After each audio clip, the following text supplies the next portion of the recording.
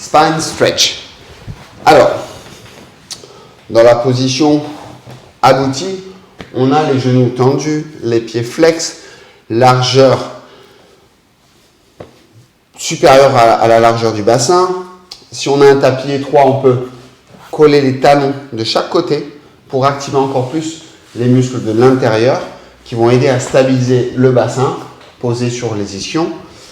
Et là, on sera bien pour démarrer le mouvement. Le mouvement va démarrer, que ce soit pour une version aboutie ou pour une version modifiée.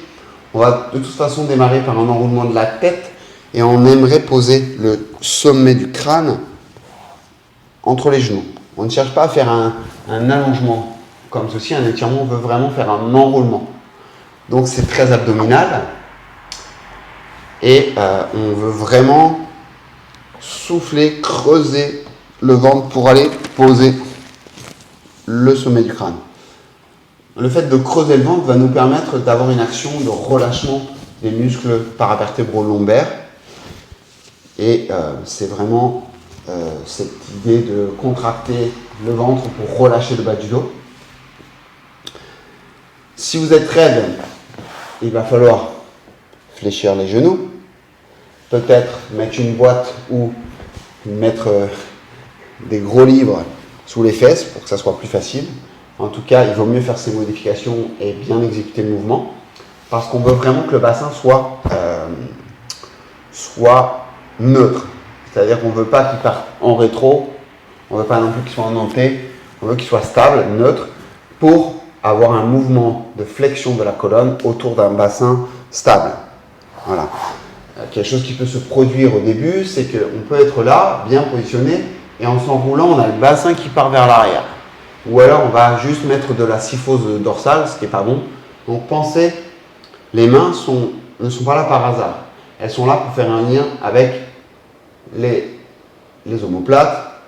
Si je suis là dès le début, c'est pas bon. Il faut que je connecte mes mains aux omoplates. Alors, ce qui peut être intéressant, c'est de penser qu'avec nos paumes de main, on appuie sur quelque chose. Ça va déjà nous aider à nous autograndir, à nous redresser, à avoir la tête loin du bassin et à souffler. On garde cette connexion, cette action des bras, même si on va avancer les bras pour poser la tête. Et on inspire pour se redresser. Donc là, très important, inspire, on s'autograndit, on appuie avec nos mains vers le bas.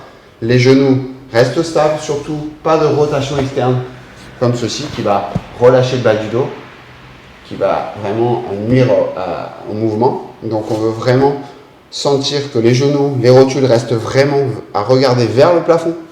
Les pieds bien parallèles, les genoux stables, pas de mouvement. Et on va souffler. Au début, on veille vraiment à ce que le bassin soit stable. Et on essaie d'avoir juste une flexion de la colonne. Et petit à petit, quand le niveau va s'améliorer, on pourra permettre au bassin d'aller s'enrouler vers l'avant. Mais d'abord, du contrôle du bassin. Dans tout mouvement, de toute façon, plus on va progresser, plus on aura de l'amplitude.